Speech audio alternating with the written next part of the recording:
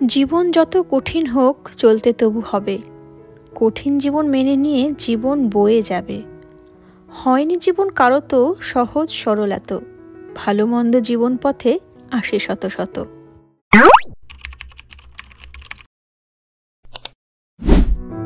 নমস্কার বন্ধুরা, কেমন আছে সবাই? আমি Priyanka and welcome back to our channel. বড়দের প্রণাম আর ছোটদের ভালোবাসা জানিয়ে আজকে ব্লগটা শুরু করছি। আজ সকাল থেকেই বৃষ্টি পড়ছে, তাও আমাদের এই বৃষ্টির মধ্যে বেরোতে হচ্ছে, কারণ তিন্নির আছে আজ পিয়ানোর পরীক্ষা, যেটা এখানে ফেডারেশন বলে। খুব সুন্দরভাবে আয়োজিত হয় এই ফেডারেশন। গত বছরই তিন্নির প্রথম ফেডারেশন ছিল, সেটাও তোমাদের সাথে শেয়ার করেছিলাম। আর এই ফেডারেশন হয় এখানকার একটা হাই স্কুলে। গত বছরও এই একই হাই স্কুলে হয়েছিল। এখানের হাই স্কুলগুলোর কথা আগেও বলেছি তোমাদের, শুধু পড়াশোনা তো হয় না, এখানে পড়াশোনার সাথে সাথে পারফর্মিং আর্টস, নানা রকমের মিউজিক্যাল ইনস্ট্রুমেন্ট বাজানো, সব কিছুর উপর ভীষণ গুরুত্ব দেওয়া হয় এবং স্টুডেন্টরাও ইন্টারন্যাশনাল লেভেলে কম্পিটিশনেও অংশগ্রহণ করে। এই যে এখানে সব স্টুডেন্টদের নাম দেওয়া আছে, এক একটা টাইম স্লটে কাকে কোন রুমে যেতে হবে সেই অনুযায়ী লিস্ট করা। আর শুধু পিয়ানোর ফেডারেশন হয় না, গিটার, ভায়োলিন এইসবেরও ফেডারেশন আছে আজকে। আর এই বড় অডিটোরিয়ামে চলছে অন্য কোনো ইনস্টিটিউটের ফেডারেশন। তিন্নি যে মিউজিক স্কুলে আছে সেই স্কুলের ফেডারেশন হবে একটু ভেতরের দিকে। তো চলো ভেতরে যাওয়া যাক।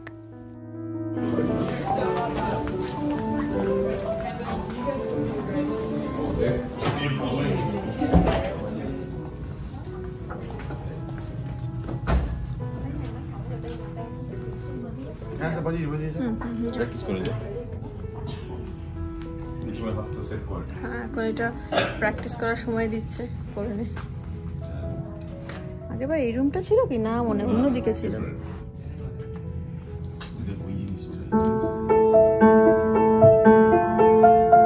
যে কোনো এক্সামের সময় একেই তো বাচ্চাদের উপর প্রেশার থাকেই, তার উপর এক্সট্রা চাপ থাকে যে ইনস্ট্রুমেন্টটা বাজাবে সেটা কেমন। এরকম বড় পিয়ানোতে তো বাজায় না সাধারণত, ঘরে তো কিবোর্ডেই প্র্যাকটিস করে। তাই গত বছর যে পিয়ানোটা বাজিয়েছিল এই ফেডারেশনের দিন, তার কিগুলো খুব শক্ত ছিল, আওয়াজটাও স্মুথ আসছিল না। কিন্তু এইবারেরটা বাজিয়ে দেখলো অনেক স্মুথ। আর ইনি হলেন আজকের এক্সামিনার। উনিও একটু পিয়ানোটা বাজিয়ে দেখলেন যে সব ঠিকঠাক আছে কিনা। তারপর এক এক স্টুডেন্ট ডাকা শুরু করলেন ওই লিস্ট ধরে।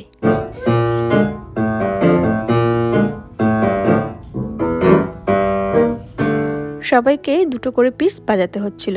আর এরপরেই লিস্টে ছিল তিন্নির নাম।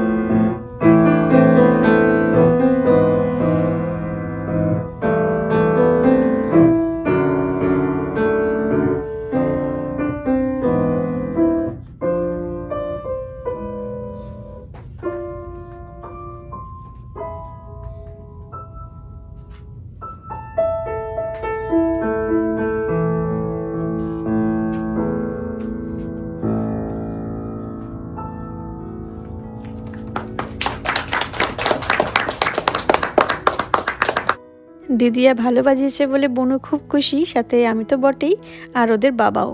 আসলে নিজের কেউ বাজালে মনে হয় এই ভুল করলো বুঝি। আর এক্সামিনার রিপোর্ট কার্ডে ভালো মন্দ সব কিছু নোট করে রাখছেন। তারপর বললেন ওকে সেকেন্ড পিস শুরু করতে।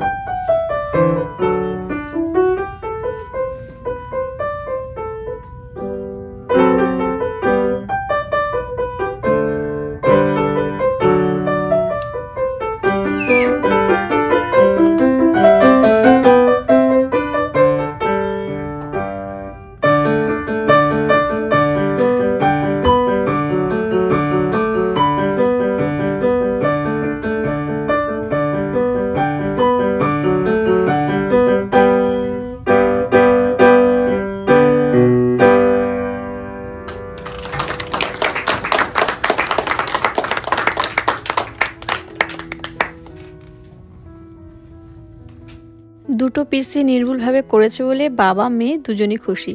আমার খুশি হওয়ার কথা আলাদা করে বললাম না, কারণ আমার কাছে ভুল করলেও কোনো ম্যাটার করে না, কিন্তু এই দুজনের কাছে ম্যাটার করে। তার কারণ হলো এই ফেডারেশনে পরপর 3বার যদি সুপিরিয়র গ্রেড মানে সবচেয়ে ভালো গ্রেড পায় তাহলে একটা বড় ট্রফি পাবে স্টেট থেকে। চলো তোমাদের অল্প অল্প করে বাকি স্টুডেন্টদের বাজানোটাও শোনাই।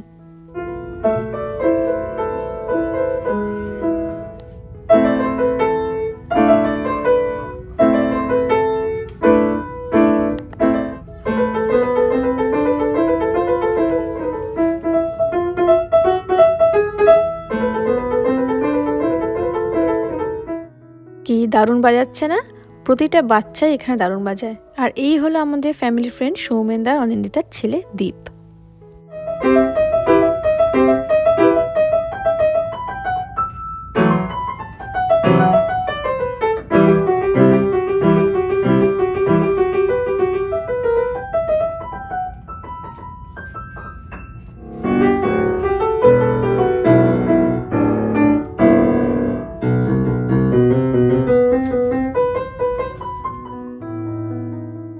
এর সাথে সাথে শেষ হলো আজকের ফেডারেশন।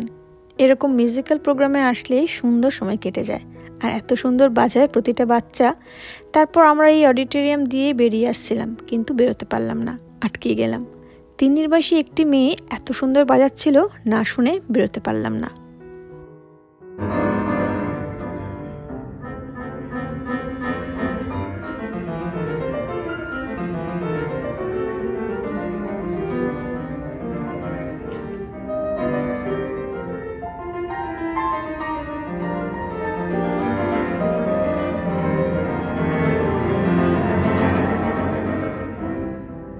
মেয়েটা বাজাতে বাজাতে একটা ঘোরের মধ্যে চলে গেছিল।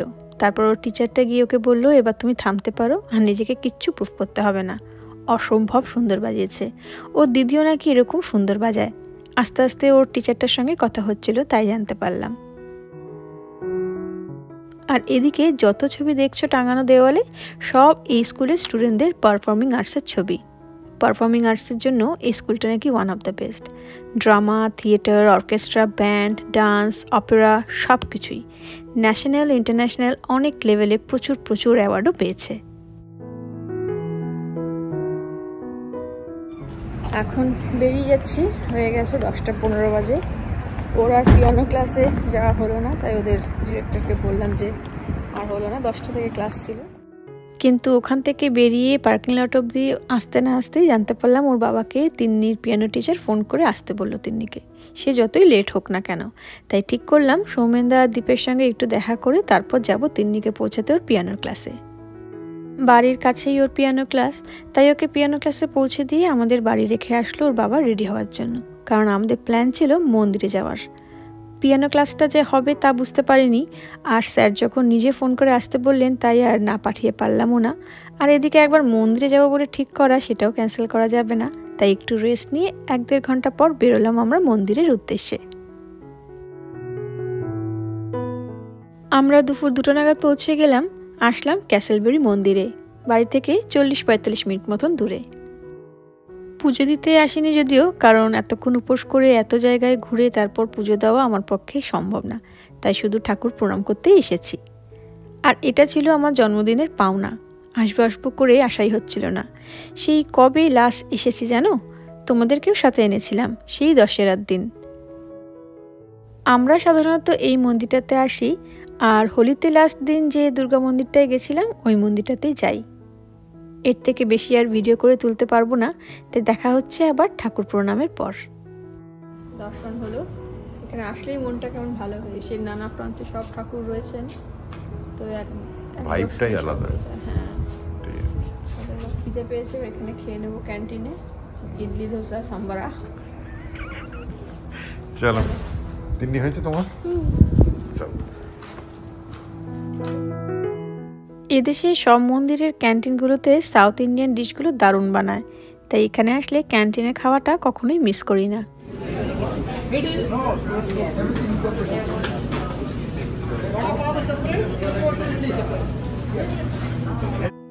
কি ভিড় দেখেছো?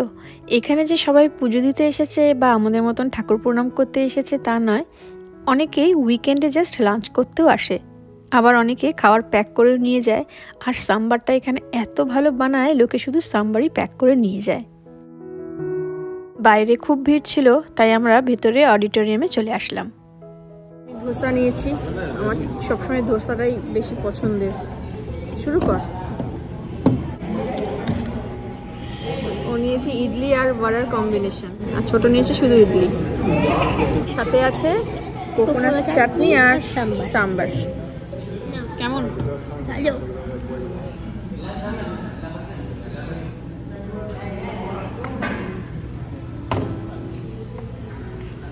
আমি ভেবেছিলাম মশলাটা হয়তো ভেতরে ঢুকিয়ে দেবে, তাই না বলেছিলাম। এটা আলাদা দেয় এখানে, ভুলেই গেছিলাম। খাওয়ার সব পেয়ে গেছি আমরা, তাড়াতাড়ি চলো খেয়ে নিই, তারপর আবার বেরোনোর পালা। খবরের কাগজ পড়বে? না, তুমিই পড়ো। পড়ে নি তাহলে? পড়ো। কি আনন্দবাজার না দুঃখর বাজার? এটা খাস পাত। খাস পাত। South Asian international film festival আছে। চলো, আর ফিল্ম ফেস্টিভ্যাল দেখে লাভ নেই, তিনি আয়। এই পার্কটায় তিন্নি যখন ছোট ছিল খুব খেলতো, কিন্তু এখন খেয়ে পেট এমন ভরে গেছে বেচারারা টায়ার্ড হয়ে পড়েছে, আর সকাল থেকে অনেক এদিক ওদিকও হচ্ছে। তাহলে ব্লগটা এখানেই শেষ করছি। কেমন লাগলো কমেন্ট করে জানিও। দেখা হবে খুব শীঘ্রই নতুন কোনো দিনে নতুন ব্লগ নিয়ে। সবাই খুব খুব ভালো থেকো, আনন্দে থেকো, সাবধানে থেকো। নমস্কার।